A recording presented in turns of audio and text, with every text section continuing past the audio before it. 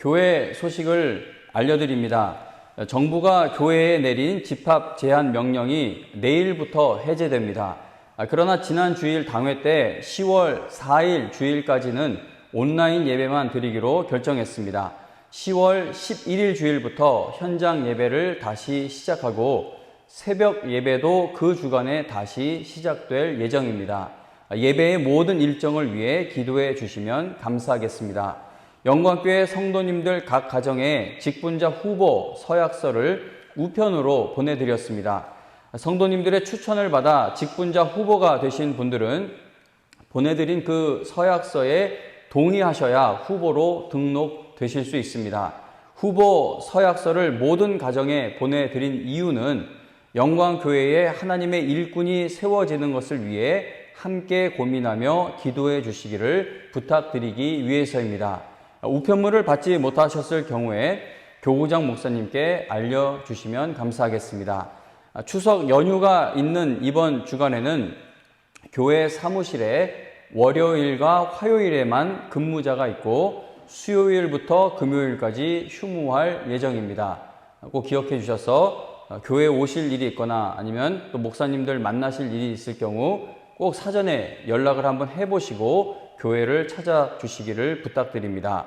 다 같이 찬송가 9장, 찬송가 9장입니다. 9장, 통일 찬송가는 53장 찬송 부르시겠습니다.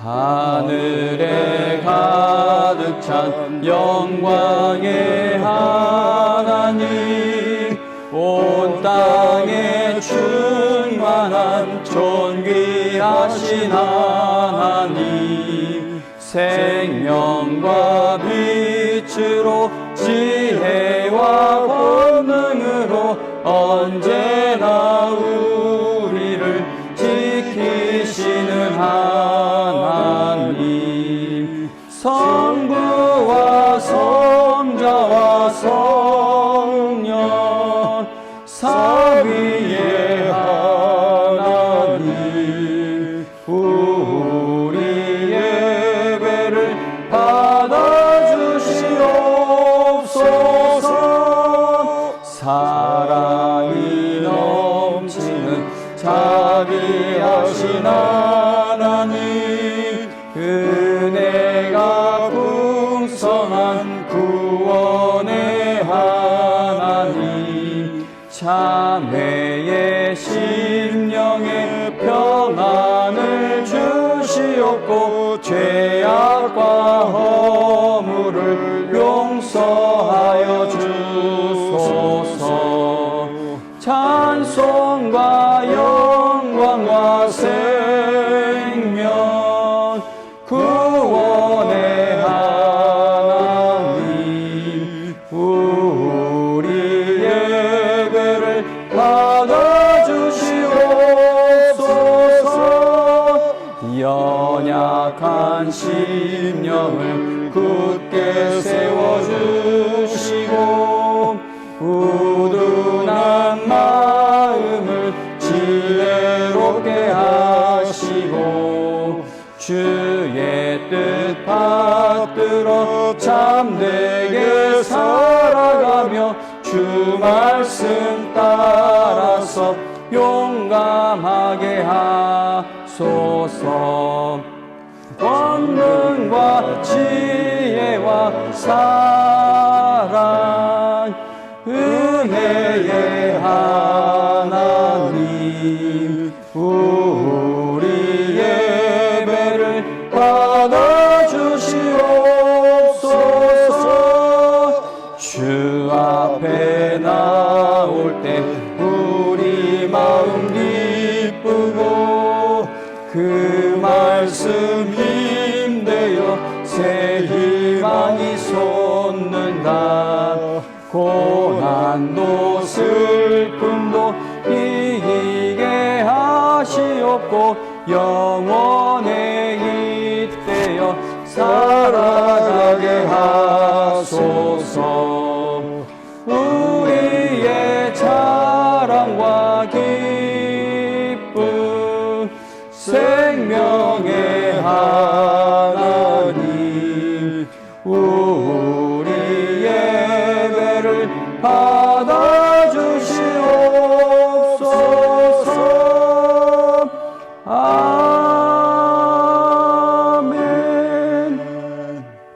사도신경으로 우리의 신앙을 고백하겠습니다.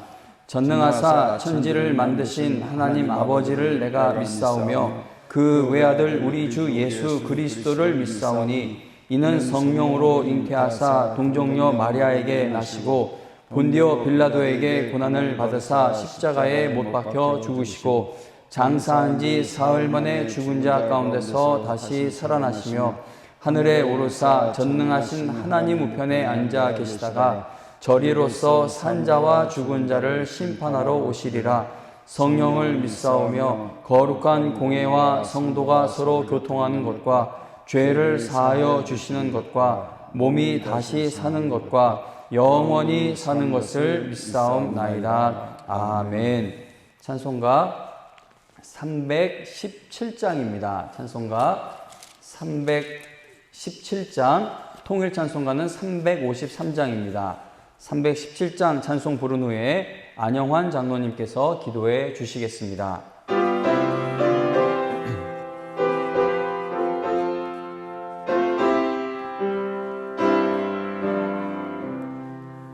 내 주 예수 주신 은혜 한없건만 내 주 앞에 이 적은 것 다 드리니 주 예수여 내 정성을 받으소서. 주 날 위해 보배로운 피 흘리사 그 귀하신 생명까지 다 주시니 내 천한 몸 이 생명을 왜 아끼랴. 주 예수께 빚진 것이 한없건만 나 주 위해 드린 것은 참 적으니 주 예수여 너그럽게 보옵소서. 날 위하여 십자가에 피 흘리신 주 예수의 은혜로서 인치시고 내 모든 것 주의 소유 삼으소서. 주 날 위해 그 귀하신 몸버리사 이 내 몸을 핏값으로 사셨으니 내 생명도 주 예수께 바칩니다. 전능하신 하나님 아버지, 감사와 찬송과 영광을 올려드립니다.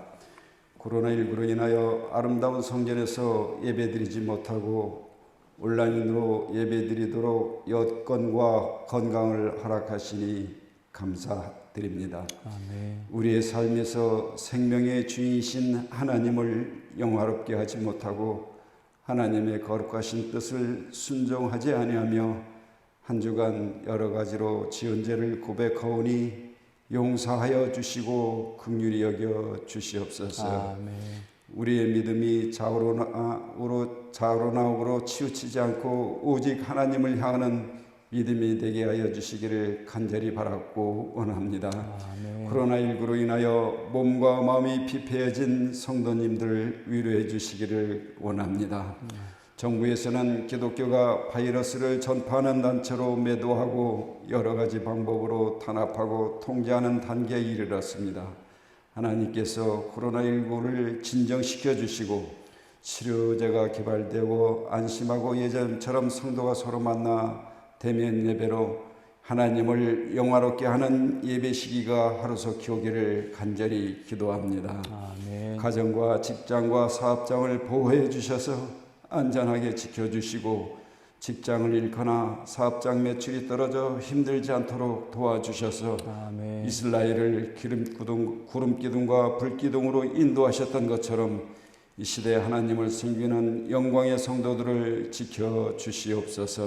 아멘. 교회를 위하여 기도합니다. 우리 교회를 말씀의 반석 위에 굳게 세워주시고 생명샘이 흘러나와 갈급한 심령들이 시원함을 얻는 교회 되게 하시옵고 아멘. 그리스도의 흔적을 가지고 말씀을 실천하게 하시옵소서. 아멘. 전도하는 교회, 사랑으로 이웃을 섬기는 교회, 교육하여 미래를 이끌어가는 지도자를 육성하는 교회 되게 하옵소서. 아멘. 땅끝까지 복음 전하는 선교사님들의 건강을 안전하게 지켜주시고 선교 사역도 책임져 주시기를 간절히 바라고 원합니다. 아멘. 나라를 위하여 기도합니다. 정치, 경제, 사회교육, 외교, 국방 등 모든 분야가 허물어져 가고 공정과 정의가 실종되어 사회 질서가 혼돈 상태에 빠져 있습니다.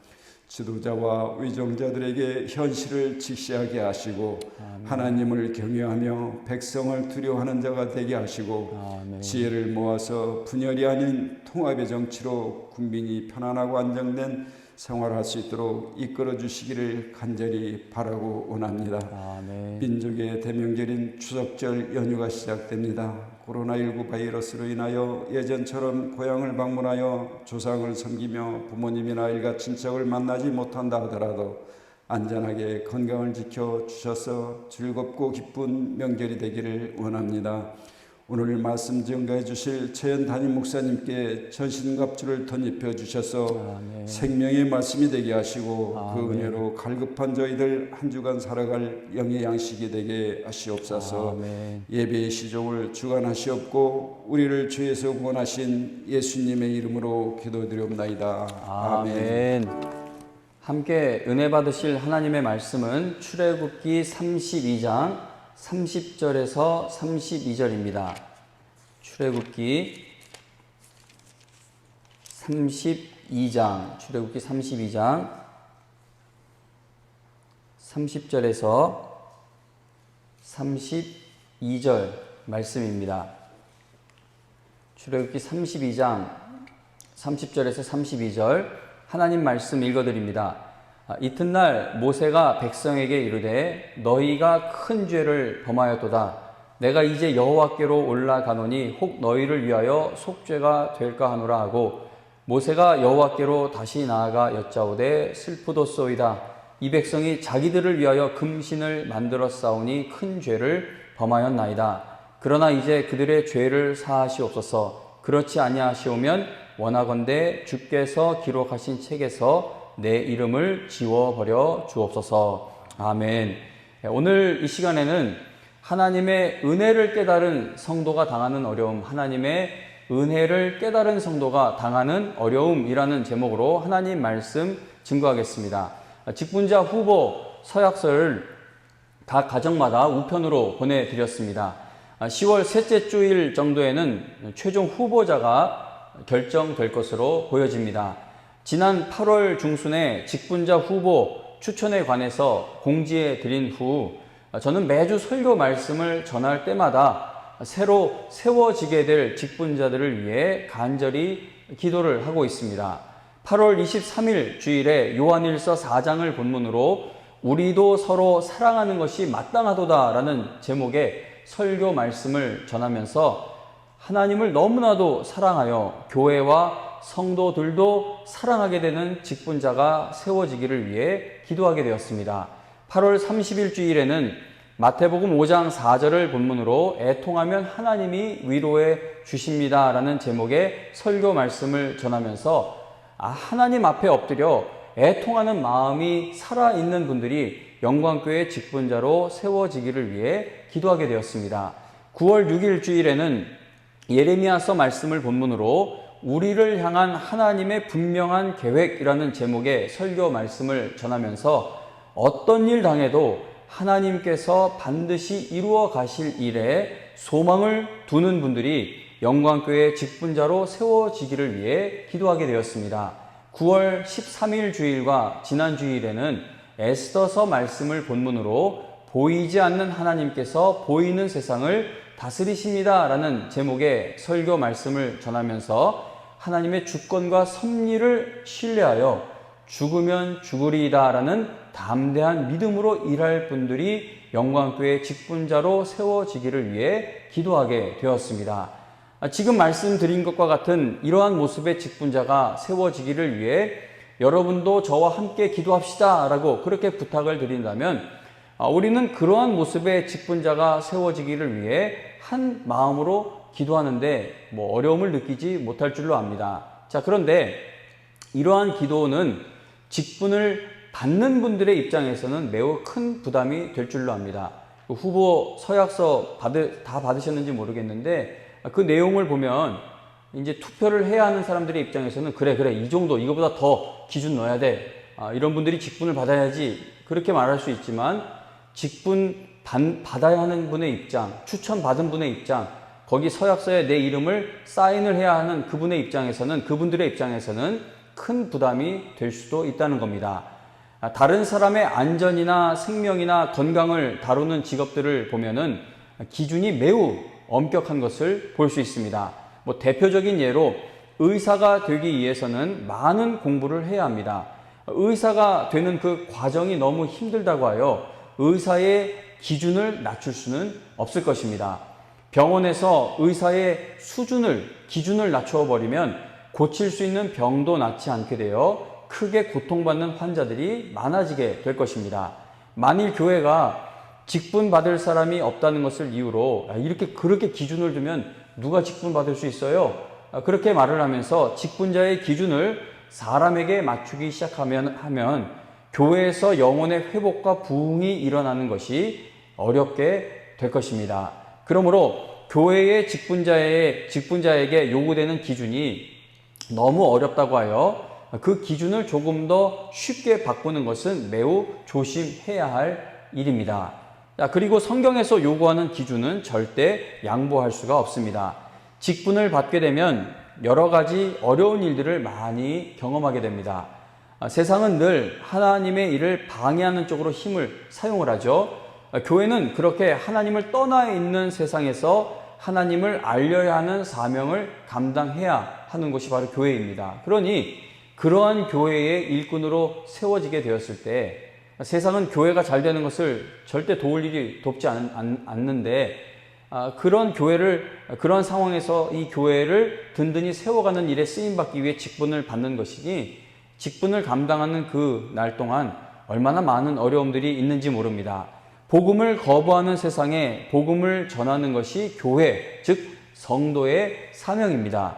하나님께서 교회에 맡기신 사명을 감당하기 위해 교회의 직분자들을 세우는 것이기 때문에 직분을 받는다는 것은 분명 부담이 많이 되는 일일 줄로 압니다. 하나님을 미워하는 세상 속에서 하나님의 교회를 든든히 세워가는 사명을 감당해야 하는 이 어려운 일을 누가 감당할 수 있겠습니까? 교회에서 나누어드린 직분자 후보 서약서 내용을 보시면 영광교회에서 찾고 있는 직분자의 자격은 하나님의 은혜를 받는 일에 힘을 다하기로 작정하신 분이면 됩니다. 재산이 얼마가 있고 학력이 얼마큼 있고 지금까지 이룬 업적이 얼마큼 있고 얼마나 힘이 세고 또 얼마나 잘생기고 예쁘고 그런 건 기준에 하나도 없어요.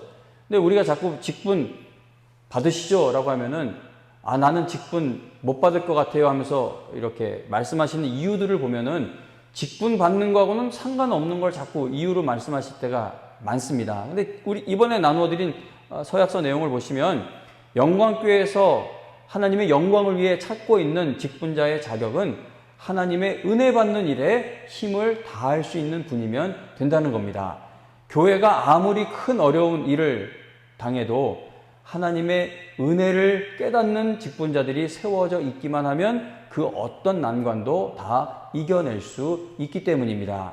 목회는 목사 혼자 할 수 있는 것이 아니죠.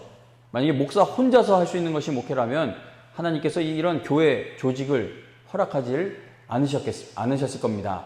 목회자를 돕는 직분자가 목사에게는 필요합니다.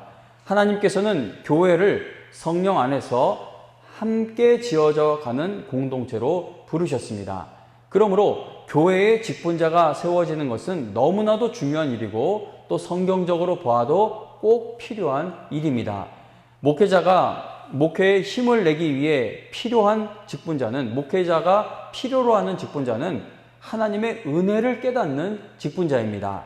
하나님께서 이 교회에 세우신 목사를 통해 주시는 하나님의 말씀에 함께 아멘하며 함께 은혜 받고 함께 감격하며 함께 애통하는 마음으로 기도하는 직분자가 세워진다면 우리가 광야 한가운데 있다 할지라도 하나님께서 주신 사명 감당하는 교회가 될 수 있을 줄로 믿는다는 겁니다. 목회자는 뛰어난 실력을 가진 직분자가 없을 때 목회에 어려움을 겪는 것이 아니라 은혜 받고 있는 직분자가 없게 될 때에 크게 어려움을 겪게 됩니다.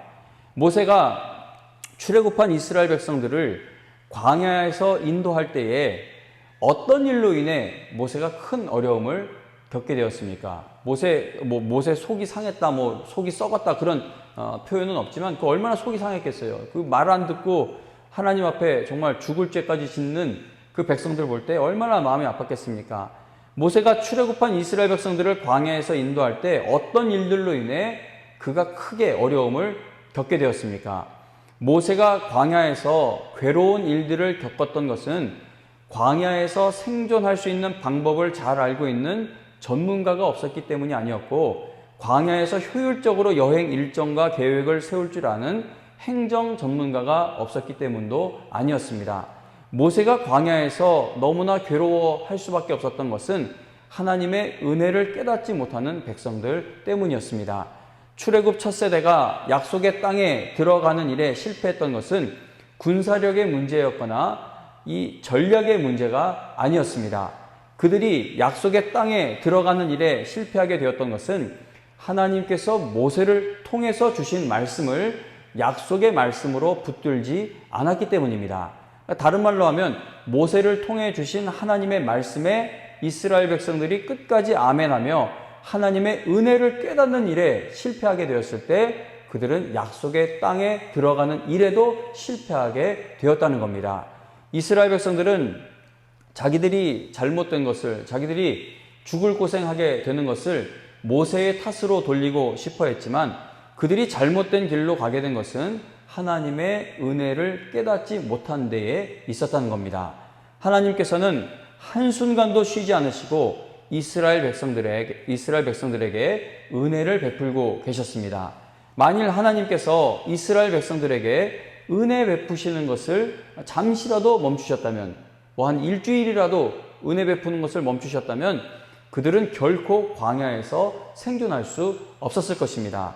이스라엘 백성들은 출애굽하는 전 과정을 통해 하나님의 은혜를 크게 체험했다는 것이죠. 처음부터 끝까지 계속 쉬지 않고 하나님의 은혜가 그들에게 보여지고 체험케 되었습니다. 하나님께서 말씀하신 것이 하나님의 방법과 능력으로 모두 다 이루어지는 것을 목격하고 체험했다는 겁니다. 그리고 광야에서도 그들 앞에 하나님께서 보내신 구름 기둥과 불 기둥이 늘 그들과 함께하고 있었고, 하늘에서는 만나가 내리는데 하루도 쉬지 않고 내리죠. 매일 양식이 하늘로부터 공급되고 있었습니다. 그럼에도 그들은 하나님의 은혜를 깨닫는 일에 실패를 했다는 것이죠. 출애굽한 이스라엘 백성들이 한순간도 쉬지 않고 하나님의 은혜를 공급받고 있고 하나님의 은혜를 경험하고 있었음에도 그들이 하나님의 은혜를 깨닫는 일에 실패했던 이유가 무엇일까? 저는 늘 고민을 하게 됩니다. 왜냐하면 오늘날에도 구원받은 많은 성도들이 하나님의 은혜를 깨닫는 일에 실패하고 있기 때문입니다. 이스라엘 백성은 하나님의 은혜를 날마다 체험하고 있으면서도 왜 하나님의 은혜를 깨닫는 일에는 실패한 것일까요? 이유가 무엇일까요? 여러분들은 한번 생각해 보신 적이 있으십니까? 이스라엘 백성이 하나님의 은혜를 깨닫는 일에 실패하게 된 데에는 많은 이유가 있겠지만 그 중에 하나 오늘 여러분들께 말씀드리고 싶은 것은 그들은 손해보는 것이 싫어서 하나님의 은혜 깨닫는 것을 거부했다는 겁니다. 물론 하나님의 은혜는 우리가 거부한다고 해서 어디로 사라지지 않습니다. 불가항력적 은혜라고 우리가 표현을 하기도 하는데, 그러니까 이스라엘 백성들이 하나님께 그렇게 반역을 했음에도 하나님께서는 그들을 버리지 않으셨죠. 그러니까 하나님께서 너네들이 하는 짓 봐서, 하는 일 봐서 너희들이 내 백성이 될지 말지 결정하겠다. 그 순서가 아니었습니다. 하나님께서는 그 백성을 일단 하나님의 백성으로 삼아 주시고, 그리고 구원의 여정이 시작된 것을 우리가 성경 전체를 통해 볼 수 있습니다. 그래서 하나님께서는 이스라엘 백성이 그렇게 반역했음에도 그들을 버리지 않으셨습니다. 그러니까 우리는 하나님의 은혜를 이기지 못한다는 것이죠. 자, 그러나 하나님의 은혜를 받은 것과 받은 은혜를 누리는 것에는 큰 차이가 있습니다. 받은 것과 누리는 것, 이게 같지 않습니다. 하나님의 크신 은혜를 받고서도 그 은혜를 누리지 못하는 경우가 수도 없이 많습니다. 하나님의 크신 은혜를 받고서도 그 놀라운 하나님의 은혜를 누리지 못하게 되는 가장 큰 요인 중에 하나는 손해보게 될까봐 겁을 내기 때문입니다. 한번 예를 들어 보겠습니다.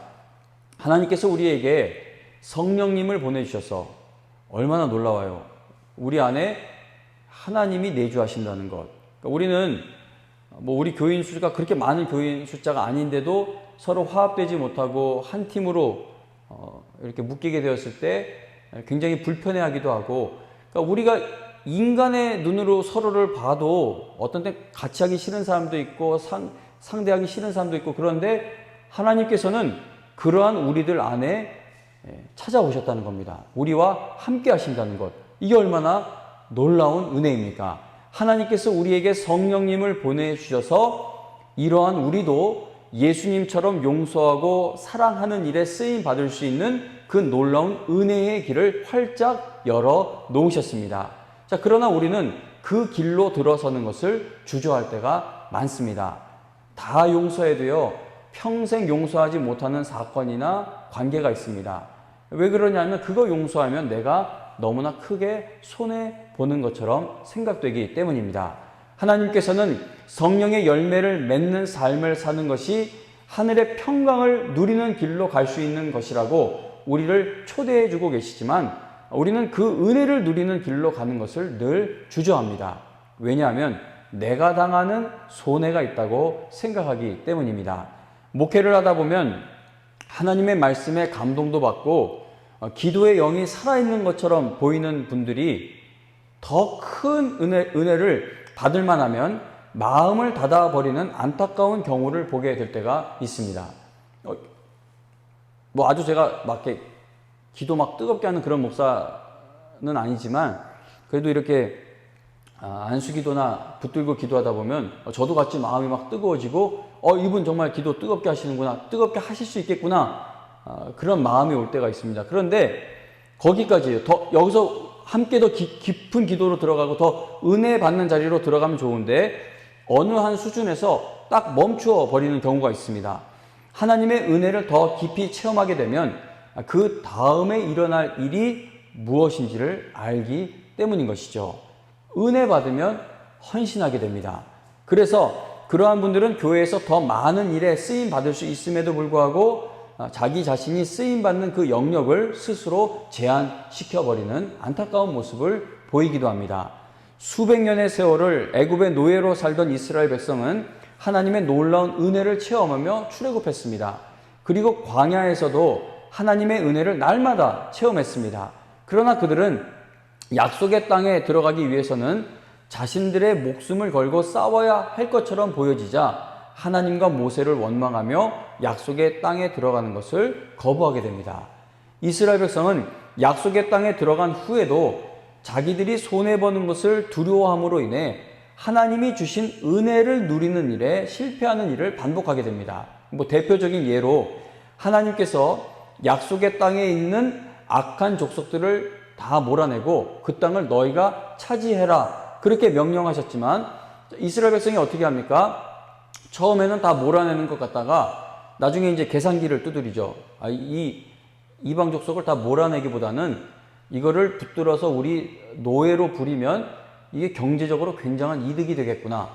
그래서 이스라엘 백성이 경제적인 측면을 생각하면서 다 몰아내야 할, 멸절시켜야 할 이방 민족을 자신들의 노예로 삼아버리게 됩니다. 그리고 그들은 결국 하나님이 주신 은혜를 누리는 일에 실패를 하게 되죠. 이스라엘의 첫 번째 왕이었던 사울은 하나님께서 멸절하라고 하신 아말렉 족속을 정복한 후 하나님 말씀에 불순종했습니다. 사울 왕은 아말렉이 가지고 있던 양과 소들 가운데 가장 좋은 것과 살찐 송아지와 어린 양들을 비롯해 좋은 것들을 없애지 않고 남겨두었고 보잘것없고 약한 것들만 없애버렸다라고 성경은 기록합니다.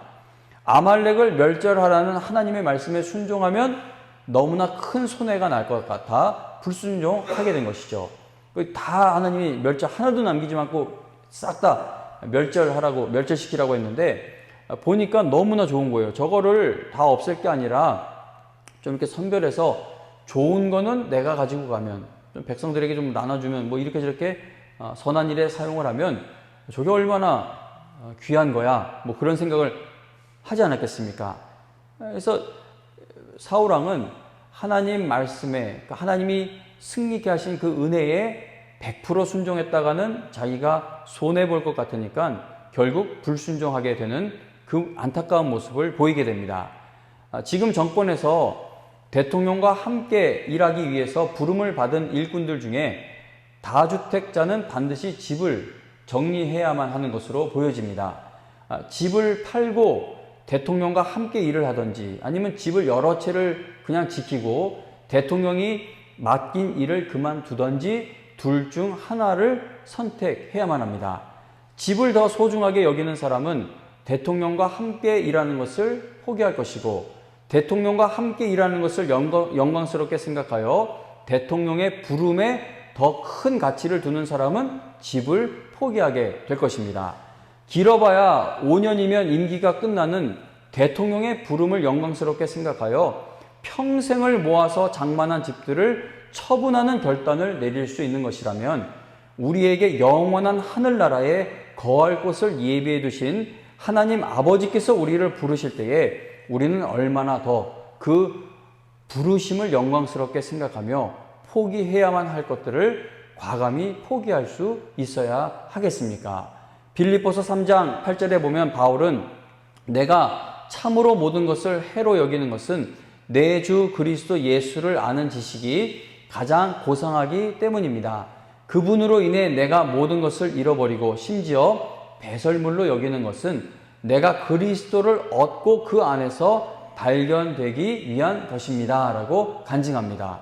바울이 기록한 신약 성경의 말씀들을 보면 바울은 하나님의 은혜를 강조하고 또 강조합니다. 그런데 하나님의 은혜에 감격해 있는 바울의 삶을 들여다보면 그는 복음을 전하기 위해 타고 가던 배가 부서져서 죽을 뻔도 했었고 복음을 전하다 붙잡혀 죽기 직전까지 매를 맞기도 했고 복음을 전한다는 이유로 그를 증오하는 자들이 바울을 계속 따라다니면서 괴롭혔고 그리고 감옥에도 갇혔으며 결국은 순교하게 됩니다. 바울은 이 모든 일들을 당하면서도 그의 마음에 기쁨과 감사가 있었죠. 그가 슬퍼했습니까? 슬퍼했죠. 바울이 이 일들을 당할 때 정말 말할 수 없이 마음이 상할 때도 있었고 또 얼마나 많이 울기도 했겠습니까? 자, 그러나 그의 마음과 생각을 지켜주시는 하나님의 평강으로 인해 그는 울면서도 아파하면서도 하늘에서 공급되는 기쁨과 감사한 마음을 지켜낼 수가 있었다는 겁니다. 바울이 하나님의 은혜를 깨닫지 않았다면 이런 고난 당할 필요가 없었겠죠. 그러나 그는 하나님의 은혜를 깨닫게 되는 바람에 큰 고난 당하는 인생을 살게 되었다는 겁니다. 출애굽기 32장에는 출애굽한 이스라엘 백성들이 이제 금송아지를 만들어 놓고는 그 금송아지가 자신들을 애굽에서 인도해낸 신이라고 말을 하며 그 앞에서 제사, 예배를 드리고 뛰놀게 됩니다. 하나님께서 모세를 산으로 불러 율법, 즉 하나님의 말씀을 주시는 동안 이스라엘 백성이 이 엄청난 죄를 저지르게 됩니다. 진노하신 하나님께서 모세에게 내가 그들에게 진노하여 그들을 진멸하고 너를 큰 나라가 되게 해주겠다라고 말씀하셨습니다. 모세는 이스라엘 백성들로 인해 정말 많은 상처를 받은 사람입니다. 얼마나 상처가 많았겠어요. 그 광야에서 그냥 그렇게 늙어가게 됐던 것도 어떻게 보면 이스라엘 백성들이 도와주지 않는 것에 실망했기 때문 그 요인도 있지 않겠습니까? 물론 바로 왕이 이제 모세가 그 애굽 사람을 죽였기 때문에 바로가 모세를 찾아 뭐 죽이려고 했기 때문에 이제 광야로 도망간 것도 있겠지만 그 모세가 충격을 받았을 거예요. 그 자기 동족을 지키기 위해 애굽 사람을 쳤는데 그 다음날 또 나가 보니까는 그 동족이 자기 민족이 자기를 이렇게 옹호해주고 변호해주는 게 아니라 오히려 원망에 섞인 말을 내뱉으니까 모세의 마음이 많이 아팠을 거예요. 그래서 광야로 가서 80살이 될 때까지 늙으면서 다시는 돌아가서 그 이스라엘 민족을 구원하는 일에 쓰임받을 것을 그 꿈을 아예 접어버린 채 광야에서 생활을 하게 됩니다. 모세는 이스라엘 백성들로 인해 참 많은 상처를 받았던 사람입니다. 광야길에서 문제가 생길 때마다 이스라엘 백성들은 모세를 원망했고 심지어 죽이려는 모습까지도 보였습니다. 누가 날 미워하는 모습 당해보신 적 있습니까? 그 세월이 지나도 나를 쳐다보던 그 눈빛, 나에게 그 정말 차갑게 던진 그 말 한마디, 그게 잘 지워지질 않아요. 사람이 모든 걸 잘 잊잖아요. 뭐 과거 일 얼마나 잘 잊혀집니까? 근데 그런 일을 잘 잊혀지지 않아요. 근데 모세의 입장이 돼보시기 바랍니다. 그 앞에서 막 원망하고 죽여버릴 것처럼 원망을 하고 돌까지 들고 그럴 때 그 백성들의 군중의 표정, 말투, 그게 얼마나 험악했겠습니까? 모세는 이스라엘 백성들로 인해 너무나 많은 상처를 받는 그러한 자리에 있었습니다. 그러나 오늘 읽은 이 출애굽기 본문에서 보시듯이 모세는 하나님께서 이 백성 내가 다 쓸어버리고 내가 너를 통해 새 민족을 큰 나라를 세우겠다라고 말씀하시니까 모세가 하나님께 슬프도소이다. 이 백성이 자기를 위하여 금신을 만들어 싸우니 큰 죄를 범하였나이다. 그러나 이제 그들의 죄를 사하시옵소서. 그렇지 아니하시오면 원하건대 주께서 기록하신 책에서 내 이름을 지워 버려 주옵소서라고 그렇게 모세가 간구를 하게 됩니다. 이게 은혜 받은 직분자, 은혜 받은 사명자, 은혜 받은 성도의 마음에서 일어나는 하나님이 부어주시는 마음인 겁니다. 사도행전에 보면 사람들이 복음 전하는 스데반 집사님을 돌로 쳐서 죽이는 이야기가 나옵니다. 사도행전 7장 59절 60절에 보면 이렇게 기록되어 있죠. 읽어드리겠습니다. 그들이 돌로 스데반을 치니 돌에 맞으니까 이제 생명이 꺼져가겠죠. 돌에 막 맞습니다. 돌에 맞는 스데반이 부르짖어 이르되 주 예수여 내 영혼을 받으시옵소서 하고 무릎을 꿇고 크게 불러 이르되 주여 이 죄를 그들에게 돌리지 마옵소서 이 말을 하고 자니라. 아멘. 몇 주 전에 윤혜변 선교사님이 청년부 주일 설교 말씀을 증거해 주시면서 나도 바보처럼 살래요 라는 제목의 찬양 가사를 읽어줬는데 제가 그 찬양을 들으면서 크게 은혜가 되었습니다. 그 찬양을 부르면 더 은혜가 되는데 제가 오늘 연습도 해보고 우리 김근배 목사님 또 김수빈 전사님한테 좀 같이 불러보자고 하게 됐는데 제 실력으로는 부를 수 있는 찬양이 아닙니다. 그래서 가사만 읽어드리면 부르면 좋은데 가사를 읽어드리면 이래요. 제목은 나도 바보처럼 살래요. 찬양의 가사가 이렇습니다. 산 위에서 세상 모르고 배만 만드는 노아, 그러니까 노아를 주제로 한 찬양이에요. 산 위에서 세상 모르고 배만 만드는 노아, 당신 참 바보 같군요. 당신 정말 바보 같군요. 왜 맑은 날 배를 만드나요? 왜 하필 높은 산 위에 배를 만드나요? 당신 참 바보 같군요. 당신 정말 바보 같군요. 눈부신 해가 하늘 높이 뜨면 비의 약속을 잊을 만한데 날마다 듣는 조롱에 그 외로운 길 가는 것 포기할 만한데 당신은 어쩜 그리 묵묵히 그 길을 갔나요? 당신은 어쩜 그리 그 자리를 지켜냈나요? 당신 참 바보 같군요. 당신 정말 바보 같군요. 당신 참 바보 같군요. 그리고 나서 찬양의 마지막은 이렇게 끝납니다. 나도 바보처럼 살래요. 노아, 모세, 스데반, 바울 등 성경에서 하나님께 쓰임받은 사람들은 참으로 많은 고난을 당했습니다. 교회에서 귀한 직분을 받기 위해서, 그리고 여러분들이 세상 속에서 하나님의 자녀로서 사명을 감당하기 위해서는 하나님을 위해 손해볼 것을 각오해야만 합니다. 이번 달 교회 달력에 보면 세상의 빛과 소금의 사명이 주제이죠. 빛의 사명을 감당하기 위해서는 내가 태워져야 할 것이고, 소금의 사명을 감당하기 위해서는 내가 녹아져야 할 것입니다. 세상 말로 손해보는 것이 사명 감당하는 일이라는 겁니다. 그러나 성도가 빛과 소금의 사명을 감당할 때에 세상은 알지 못하는 기쁨과 감격과 감사가 넘치게 됩니다. 왜냐하면 하나님의 은혜를 깨닫는 자가 하나님께서 맡기신 사명을 감당할 수 있는데, 자, 남들보다 뛰어나다고 하나님이 사명을 맡기시나요? 그렇지 않죠. 지금 말씀드린 노아, 모세, 스데반, 바울, 성경의 어느 인물이 되었던 그들을 보면은, 아, 이 사람은 돈이 많아서 쓰임받았구나. 아, 이 사람은 건강이 뛰어나서 쓰임받았구나. 아, 이 사람은 외모가 뛰어나서 쓰임받았구나. 그런 게 없어요. 성경에는. 쓰임받은 사람들, 사명을 감당할 수 있었던 것은 모두 다 하나님께서 은혜를 베푸셨기 때문임을 이야기하죠. 하나님의 은혜를 깨닫는 자가 하나님께서 맡기신 사명을 감당할 수가 있는데, 하나님의 은혜를 깨닫는 자에게는 세상이 결코 빼앗아갈 수 없는 기쁨과 평안이 가득하게 된다는 겁니다. 그 성경에서 말하는 모든 지각을 뛰어넘는 우리 생각, 마음 지키는 그 하나님의 평강은 세상은 알 수도 없고 세상은 줄 수도 없는 평안인 것이죠. 우리는 다 하나님께 부름을 받은 사명자들입니다. 우리는 다 하나님의 일을 맡은 직분자들입니다. 에스더가 자기가 사명 받은 줄 알았겠습니까? 아닌 걸로 알았죠. 근데 모르드게가 가서 깨우쳐 줍니다. 너 그 자리에 올라간 게 그냥 너 혼자 잘 먹고 잘 살라고 그 자리에 올리신 게 아니라, 거기에 물론 에스더서에는 하나님이라는 이름이 단어가 나오지 않지만 그 말하는 모르드게나 듣는 에스더나 하나님을 이야기하고 있는 것이 저는 분명하다고 생각합니다. 또 하나님이 그 자리에 올리신 것은 하나님의 일을 위해 쓰임받으라고 올려놓은 게 아니겠느냐.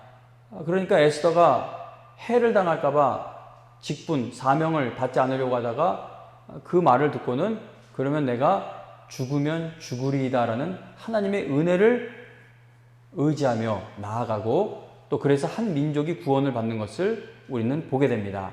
우리는 모두가 다 하나님의 일을 맡은 사명자들이고 직분자들입니다. 여러분 모두 하나님의 은혜를 깨달아 하나님께서 맡기신 사명을 감당하는 거룩한 어려움 당하는 복을 받으실 수 있기를 바랍니다. 하나님께서 세우신 교회를 다시 부흥시키시기 위해 하나님께서 여러분들을 직분자로 부르고 계신 것이죠. 여러분, 이 부르심을 피하지 마시기 바랍니다. 이 기회가 계속 있는 게 아니에요. 하나님이 촛대로 옮겨간다는 요한계시록에 교회가 그 사명 감당하지 못하면 옮겨가 버린다는 그 말씀처럼 하나님이 주시는 기회는 주실 때 붙잡을 수 있어야겠습니다. 아, 직분 감당하면 이게 어려울 것 같고 저게 어려울 것 같고, 맞아요. 제가 더 낙심시켜 드릴까요? 직분 감당하면 그거 곱하기로 어려움이 올 거예요. 그러나 가치 있는 일이라는 것이죠. 왜냐하면 영원한 하나님의 나라의 확장을 위해 뛰어드는 일이기 때문입니다. 하나님의 일에 뛰어들 때에 우리가 구한 것 이상으로 하나님이 일할 능력을 부어 주신다는 겁니다.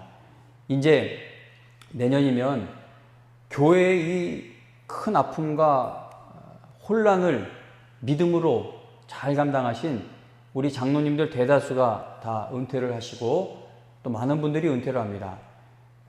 그 자리가 하루아침에 채워질 수 있는 자리가 아니라 여러분들이 직분을 받아야 하는 기회가 올 때마다 아멘하고 순종하여 한 걸음 한 걸음 올라가서 저 빈자리가 다시 채워질 수가 있는 겁니다.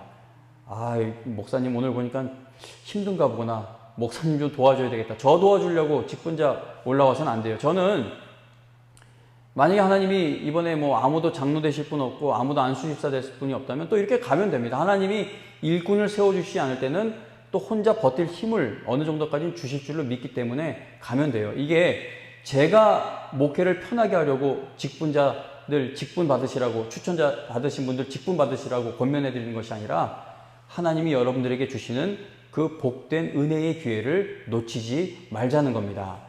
그리고 직분자뿐만이 아니라 성도님 여러분 모두가 다 하나님께서 맡기신 사명이 있음을 잊지 마시기를 부탁드립니다. 하나님의 은혜에 날마다 감격하는 영광교회가 되어 하나님의 영광을 위해 모든 것을 허비하는 아름다운 교회와 성도가 될 수 있기를 주님의 이름으로 축원합니다. 찬송가 336장 찬송 부르면서 준비하신 헌금 드리겠습니다. 찬송가 336장, 통일 찬송가는 383장입니다.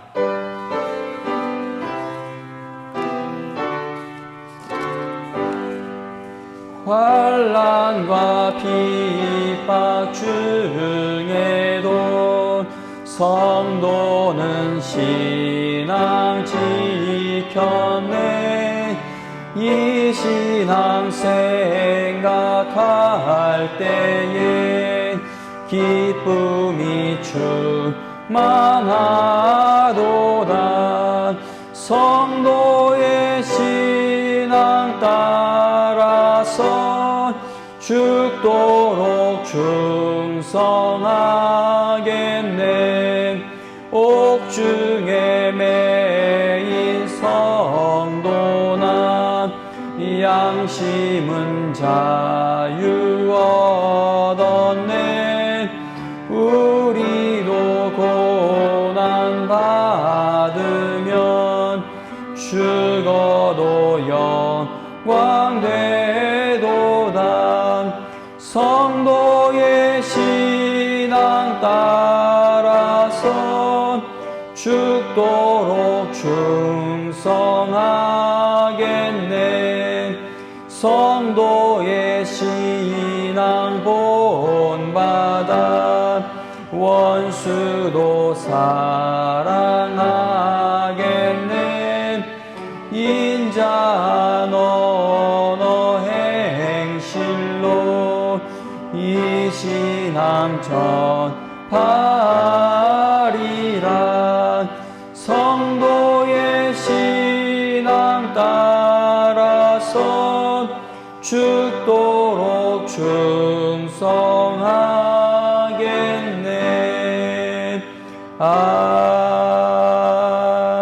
아멘.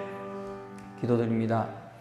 하나님 아버지, 성경에서 하나님의 크신 은혜를 체험하고 받았음에도 하나님의 은혜를 누리며 하나님께 쓰임받는 일에 실패했던 경우들을 찾아보면 손해볼까봐 두려워 하나님의 은혜에 뛰어드는 일에 실패한 사람들을 많이 보게 됩니다. 오늘날에도 마찬가지입니다. 세상에서 살아가는 게 너무나 시간에 쫓기고 여러 가지로 어렵다 보니까 교회에서 직분까지 받게 되었을 때 더 앞날이 시간이 더 없게 되고 또 경제적으로 또 이런저런 부담이 생길까봐 하나님이 주시는 이 귀한 기회를 우리가 피해버리는 경우가 많습니다. 그러나 그렇지 않습니다. 직분을 받으면 분명히 은혜 받은 자가 감당해야 할 그 어려움들이 분명히 있지만 어떤 어려움이 우리에게 찾아오든 하나님 주신 사명 감당할 때에 그 감당할 수 있는 힘과 능력이 하늘로부터 공급될 줄로 믿습니다. 하나님 아버지, 영광교회 이제 내년이면 은퇴하시는 우리 장로님, 권사님, 또 안수집사님 그 자리에 새로운 일꾼들이 채워지는 역사가 나타나게 하여 주시옵소서. 교회가 정말 어려운 때를 만났지만 하나님은 어려움 당하지 않으시고 하나님은 약해지지 않으시는 분이시니 또 이 교회가 하나님의 뜻대로, 하나님의 계획대로 또 하나님의 복음을 전하는 일에 쓰임받는 교회가 될 줄로 믿습니다.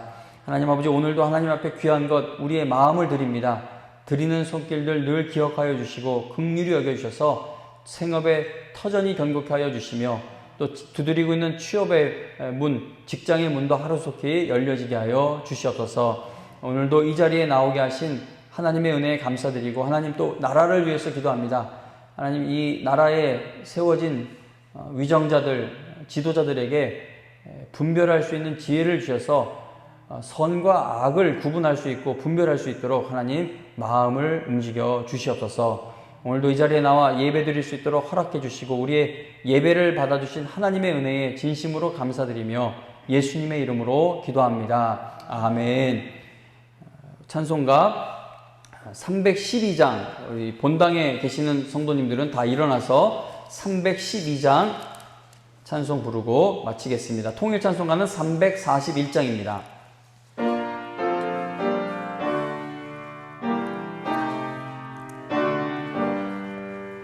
너 하나님께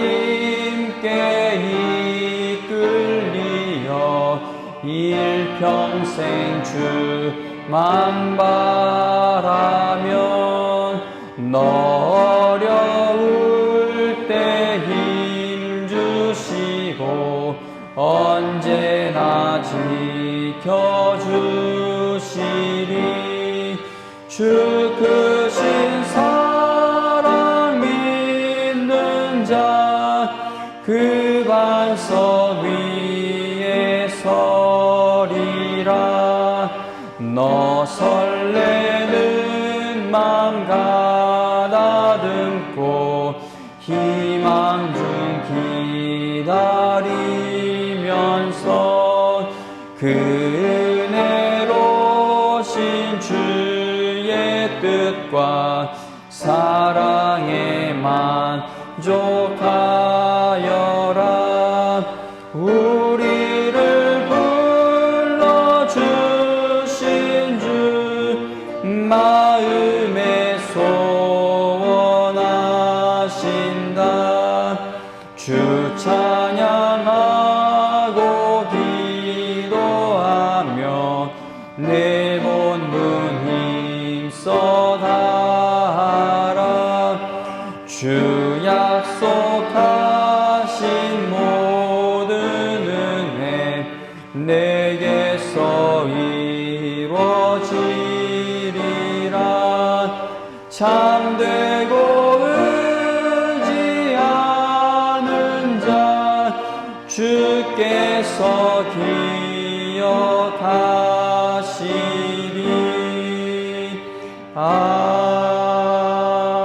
아멘.